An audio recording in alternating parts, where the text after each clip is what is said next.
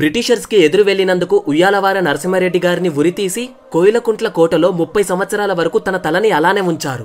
అయితే ఉయ్యాలవాడ నరసింహారెడ్డి గురించి మనకు తెలుసు, కానీ ఆయన ప్రాణ స్నేహితుడు ఒడ్డె ఓబన్న గురించి మీకు తెలుసా? బ్రిటిష్ ఈస్ట్ ఇండియా కంపెనీ వాళ్ళు రైతులపై చాలా ట్యాక్సులు వేసేవాళ్ళు.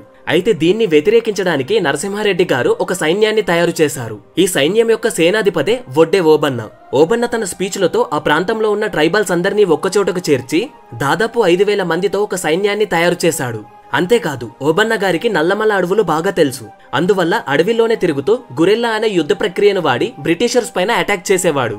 అండ్ బ్రిటిషర్స్ ఆక్రమించిన ధనాన్ని మళ్లీ తిరిగి ప్రజలకు తెచ్చి ఇచ్చేవాడు. ఇంతేకాదు, నరసింహారెడ్డి గారు 1847లో బ్రిటిషర్స్ కి దొరికిపోయినా సరే ఆ తర్వాత కూడా ఓబన్న గారు కర్నూలు, నంద్యాల లాంటి ప్లేసెస్ లో తిరుగుబాట్లు చేశారు. కానీ కొన్ని రోజుల తర్వాత బ్రిటిష్ పోలీస్ వాళ్ళకి దొరికిపోయారు. ఇప్పటికీ కూడా ఓబన్న గారి చరిత్ర సరిగ్గా బయటికి రాలేదు. కానీ ఆంధ్రప్రదేశ్ లో కొన్ని ప్లేసెస్ లో ఆయన గురించి బుర్ర కథల్లో, ఫోక్ స్టోరీస్ లో చెప్పుకుంటారు. మీరెప్పుడైనా ఈయన గురించి విన్నారా? కింద కామెంట్ చేయండి.